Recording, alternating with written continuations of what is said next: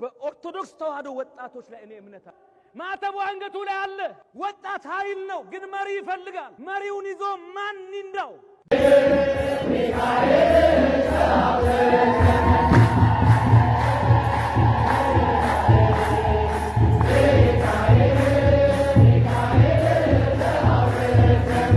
ሚካኤል ሰይፉን ብልጭ ሲያደርግ አጋንንት ይረግፋሉ። ደስ ይበላቸው፣ ረግፋሉ። አትግደሉን ታላቅ የቤተ ክርስቲያን የልጅነት የጨዋነት ጥሪን። ሰላም ለእናንተ ይሁን። እንደምን አላችሁ? እንደምን ቆያችሁ? አሜን። አምላከ አበው ቅዱስ እግዚአብሔር ስሙ የተመሰገነ ይሁን። እንኳን ለሊቀ መላኩ ለቅዱስ ሚካኤል ዓመታዊ የንግስ በዓል በሰላም አደረሳችሁ። እንግዲህ በቅድስት ኦርቶዶክሳዊት ቤተክርስቲያን በሁሉም አጥቢያ ቤተክርስቲያን ቅዱስ ሚካኤል በተተከለበት ማለት ነው በደማቅ ሁኔታ ተከብሯል ማለት ነው። በድጋሚ እንኳን አደረሳችሁ። እንግዲህ በበዓሉ ዛሬ የምንነው ቪዲዮ በበዓሉ የታዩ ሁኔታዎች ምን ይመስላሉ፣ ምን ተከሰቱ፣ በተለይ ደግሞ ከአርሲ ጉዳይ ተያይዞ በቃና አትግደሉን የሚሉ መፈክሮችን ለማሰማት በወረቀት ዘወጣ ወጣቶች ለምን ተከሰተ? እስኪ ቆሎ እየዘከን እንግዲህ ዛሬ ዓመታዊ ንግስ በዓል በመሆኑ እንደዚህ ኑግ ገብስ ቆሎ ይቆላል በየቤቱ ቅዱስ ሚካኤል ይዘከራል ማለት ነው። ሁላችሁም እንግዲህ ቆሎ ዘግኑ ተብላችኋል። ቆሎ ያዙ። እንግዲህ እስኪ በቅድሚያ ዛሬ ካዘጋጁላችሁ ቪዲዮዎች ውስጥ የመጀመሪያ የምናደርገው ለምንድን ነው የሚከበረው ህዳር 12 እና ሚካኤል ምንና ምን ናቸው የሚለውን እስኪ እንመልከት። ህዳር 12 ለምን እንደሚከበር ያውቃሉ? በዚህች ዕለት መልአኩ ቅዱስ ሚካኤል በመላእክት ዘንድ ሊቀ መላእክት ሆኖ የተሾመበት በዓለ ሲመቱ ነው። ዳግመኛም እግዚአብሔር አምላክ ህዝበ እስራኤልን ከግብጽ ባርነት ነፃ ሲያወጣቸው ይመራቸው የነበረ መልአኩ ቅዱስ ሚካኤል፣ በዚህም ዕለት ቅዱስ ሚካኤል ህዝበ እስራኤልን ከግብጽ ባርነት ነፃ ያወጣበት መታሰቢያ ዕለት ነው። እንዲሁም የእግዚአብሔር ወዳጅ በሆነው በዱራታውስና በቴዎብስ በቤታቸው በመገለጥ የባረከበት ዕለት ነው። የሊቀ መላእክት የቅዱስ ሚካኤል በረከት በሁላችን ላይ ይደር። ሚካኤል ድረስልኝ ብላችሁ ስትጠሩት ገና ሚካኤል ብላችሁ ተናግራችሁ ሳትጨርሱ መልአኩ አጠገባችሁ ነው ያለው። ታጠገባችን ነው ያለው። ፈጣን ጠባቂዎችን ነው የሰጠን እግዚአብሔር ስሙ የተመሰገነ ይሁን። ገና ለምን ሳትጨርስ ሚካኤል ብለህ ሳትጨርስ ገና ሚ ስትል ሚካኤል አጠገብ ነው ያለው። ከዋነኞቹ አለቆች አንዱ የሆነው ሊቀ መላኩ ቅዱስ ሚካኤል ሁሌም ስንጠራው ፈጥኖ ይድረስልን፣ ሁላችንንም አቤት ይበለን፣ ሐሳብ ምኞታችንን የልባችንን መሻት ሁሉ ይፈጽምልን ዘንድ የጌታ ፍቃድ ይሁንልን፣ በመልጃና ረድኤቱ አይለየን። እንግዲህ አንድ ወጣት በቅዱስ ሚካኤል የደረሰልኝ ትልቅ ተአምር አለ ይለናል። ይሄ ተአምር ምንድነው? ሁላችሁም በቅዱስ ሚካኤል የደረሳችሁ ተአምር ምንድነው? ቅዱስ ሚካኤል ያደረገላችሁ ነገር ካለ እስኪ ጻፉ ኮሜንት ላይ። ቅዱስ ሚካኤል ይሄን አድርጎልኛል፣ ቤተሰብ ላይ ሊሆን ይችላል፣ እናንተም ላይ ሊሆን ይችላል፣ ወዳጆቻችሁ ባለንጀሮቻችሁ ላይ ቅዱስ ሚካኤል ያደረገው ተአምር እያስታወሳችሁ ኮሜንት ላይ እንጻፍ። እናመስግነው ለተቀረው ነውና አንድ ወጣት ግን በቅዱስ ሚካኤል ላይ ተደረገልኝ ተአምር ድንቅ የሆነ ተአምር ተደርጎለታል። በእንባ እየተደነቀ ይናገራል። እሸቱ መለሰ እስኪገረም ድረስ ማለት ነው። እስኪ እንየው። 2 ሰዓት አካባቢ ላይ ተነስቼ ሚካኤል ቤተክርስቲያን ሄድኩ። እሺ ስዕል አድኖ ጋር መጣውና ተንበርክኬ አጥሩ ተዘግቷል። ከዛ ወደ ውስጥ ነውና በብረቱ ጋር እንዲህ ስል በቃ እንዲህ የሚያይ ነው የሚመስለኝ ማለት ነው።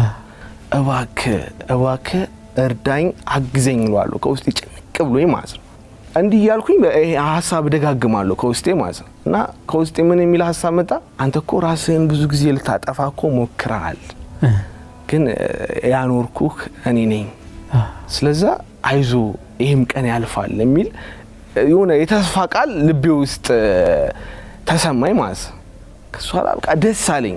የሆነ ቀጥታ እንዲያወራን ዲያሎግ ያደረግን የመሰለኝ። ከዛ ብድግ አልኩኝ። ካሁን በኋላ አልኩኝ ብዙ ጊዜ ለማቆም ሞክሬ ሳምንት 15 ቀን ወር ድረስ ሞክሬ አውቃለሁ ለማቆም። የዛን ቀን ግን ካሁን በኋላ ሱስ የሚባለው ነገር ወደ አፌ ከገባ እንደው ቅዱስ ሚካኤል አትማሪ እኔ በነፍሴ አትማሪ የመጨረሻ ትሁን አልኩኝ ማለት ነው። እና እሺ ችግር የለውም ያለኝ ነገር ነው የመሰለኝ። ከዛ በኋላ ተነስቼ እንበይን ጠርጌ ቤቱን ስሜ ወደ ቤት ስመለስ አዲስ ሰው ነኝ የተመለስኩት ማለት ነው። ከዛ በኋላ ቤት ገባው ተኛው። ከዛ በኋላ ቆንጆ ህልም ቆንጆ ሌሊት ከረጅም ጊዜ በኋላ የሱሰኛ ሰው ሌሊት አይደለም ከማንም ጋር ስትሮራጥ ነው የምታድረው ማለት ነው። የዛቀል ሰላም አደርከ ምክንያቱም ሳትጠጣ እንትን ካልከ በቃ ሌሊቱ ሙሉ ስትጠጣ ነው የምታድረው፣ ስትፈረከተ ነው የምታድረው ማለት ነው። የዛን ጊዜ ህልሞቼ እንደዛ ናቸው። ካጣ በህልም ትሰቃያታለህ ማለት ነው። የዛን ቀን በሰላም ተኝቼ አደርኩኝ።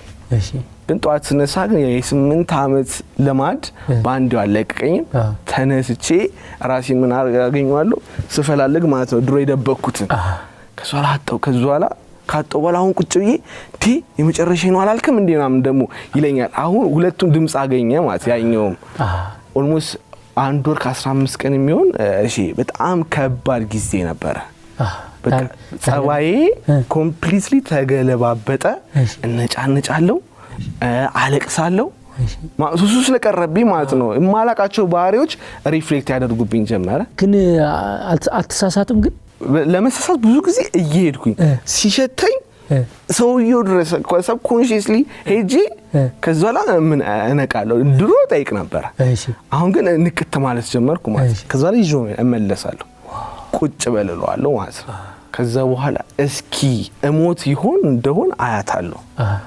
አያታለሁ ብዬ ራሴ ላይ አዋጅ ናወሽኩበት ማለት ነው እሺ ከዛ በኋላ ከ1 ወር ከ15 ቀን ምናምን በኋላ እየቀነሰ ለቀቀኝ ማለት ነው ከዛ በኋላ በዛ መሃል ላይ ጸበል ጠጣለሁ ቤተክርስቲያን አልቀርም 2 ወር ወይም 1 ወር ከ15 ቀን ከሚያክል መከራ ጊዜ በኋላ ሱሱ ታወይ ማለት ነው አሁን ሱስ አይደለም ስለ ሱስ የሚወራ ወሬ ራሱ ያንገሸግሸኛል 2 ዓመት ሞላኝ ራሱ ይሄ ታሪክ ካለፈ ማለት ነው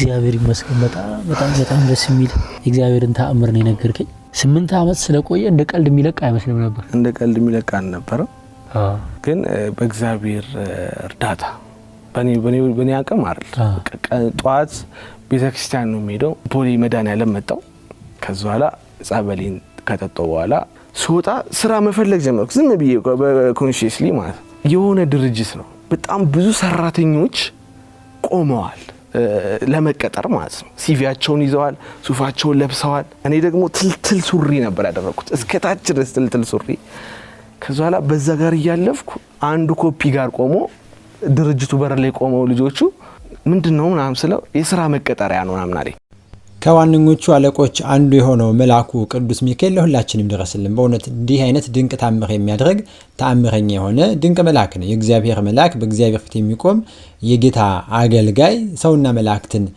ሰውና እግዚአብሔርን የሚያገለግል የሚያስታርቅ የእግዚአብሔርን በረከትና ጸጋ ወደ ሰዎቹ ልመናቸውን ደግሞ ወደ እግዚአብሔር የሚመልስ የሰዎችን ልመና ወደ እግዚአብሔር የሚያደርስ ታላቅ መልአክ ነውና እንዲህ ያለ ታምር ሲደረግ ስናይ እንደነቃለን እስኪ ሌሎቻችሁም ታምር ተደረገላችሁ የምታስተውሉት ታምር በአደባባይ ወደ ምርት ሲነገር ሰማችሁት ካለው ኮሜንት ላይ ጻፉ በአዲስ አበባ ቦሌ ሚካኤል ምንድነው የተከሰተው ወጣቶቹ ምንድነው ያጋጠማቸው እስኪ እንየው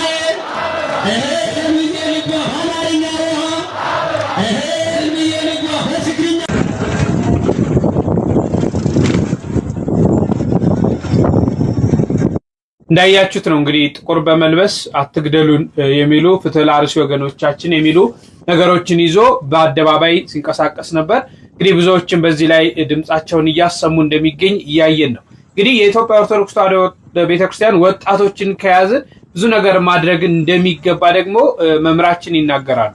በኦርቶዶክስ ተዋሕዶ ወጣቶች ላይ እኔ እምነት አለ። ማተቡ አንገቱ ላይ አለ። ወጣት ኃይል ነው፣ ግን መሪ ይፈልጋል። መሪውን ይዞ ማን ይንዳው? ቤተክርስቲያን በወጣቶች ላይ የማትሰራ ከሆነ በእውነት ትልቅ ፈተና ይገጥማታል። የእንቁላል ጣፋጭ ነገሩ አስኳሉ ላይ ነው።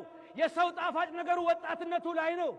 በሌሎች ዓለማት በተለይም ደግሞ በአውሮፓ የማይገኘው ትልቅ ጸጋ ምንድነው ካላችሁ ወጣት የለውም። አውሮፓውያን ብዙ ወጣቶች ያላቸው ሽማግሌዎች ናሉ፣ ጡረተኞች ናሏቸው እና በጣም ብዙ ወጣቶች ይፈልጋሉ። በኢትዮጵያ ደግሞ እንደ ሀገርም የወጣት ችግር የለብን። በቤተክርስቲያናችን በርካታ ወጣቶች በልዩ ልዩ አገልግሎት ያገለግላሉ። ግን አቀናጅቶ መሪ ሆኖ የሚመራና ለሚመጣው ችግር የተከሰተብን ላለው አደጋና ሞት ይብቃ የሚል መሪ አለማግኘት ይመስለናል። ስለዚህ መምህር እንዳሉት ወጣቱን ማቀናጀት ብቻ ችግሩ ቀላል ይሆናል ማለት ነው። ቅዱስ ሚካኤል ለኢያሱ ተገለጠለት። የሰራዊት አለቃ ሆኜ መጥቻለሁ ያለው ሚካኤል ነው። ቀድሞ ለሙሴ እንደተገለጠ አሁን ለኢያሱ ተገለጠ። እንዲህም ሆነ ብሎ የሚጽፈው በዛ የተነሳ ነው። በዘጸአት ምዕራፍ 23 ቁጥር 20 ላይ የእግዚአብሔርን መልአክ እነሆ በፊት እልካለሁ ብሎ ራሱ እግዚአብሔር ለሊቀ ነቢያት ለሙሴ ሲያነጋግረው ተመልክተናል። ወዳዘጋጀሁት ስፍራ ያገባ ዘንድ በመንገድ ይጠብቅ ዘንድ እኔ መልአክን እልካለሁ። በፊቱ ተጠንቀቁ፣ ኃጢአት አትስሩ፣ ይቅር አይልምና አታስመርሩት፣ ስሜ በእርሱ ነው ብሎ ኃያል የሆነውን ቃል ለሙሴ ሲነግረው እግዚአብሔር ተጽፏል። አሁንም ለኢያሱ እንደዛው ተገለጠለት። እዚህ ጋር ግን ለዛሬ የምወስደው ትምህርት ልብ ብላችሁ የምታዩት በመጀመሪያ ኢያሱ የተመዘዘውን ሰይፍ በእጁ ያዘውን በኢያሪኮ አጠገብ ያገኘውን መልአክ ሲመለከተው ሰው ብሎ ነው የሚጽፈው። ምክንያቱም መጀመሪያ ኢያሱ ሰው ነው የመሰለው። ስለዚህ የተመዘዘ ሰይፍ የያዘ ሰው ኢያሱ አንተ ማነህ አለው ነው የሚለው። ምክንያቱም አንድ ሰይፍ የያዘ ሰው መስሎታል። ማነህ? ምክንያቱም በዛ ሰዓት ኢያሱ ሕዝበ እስራኤልን ይዞ ኢያሪኮን ግንብ ለማፍረስ ካህናቱ ታቦቱን ተሸክመው የሚሄዱበት ሰዓት ነበረ። ከኛ ወገን ወይስ ከጠላት አለው። የእግዚአብሔር መልአክም መለሰ አይደለሁም፣ እኔ የእግዚአብሔር ሰራዊት አለቃ ሆኜ አሁን መጥቻለሁ። ሚካኤል መሆኑን ለኢያሱ ገለጸለት። ይሄን ኢያሱ ምን አደረገ? በግንባሩ ድፍት ብሎ ሰገደለት።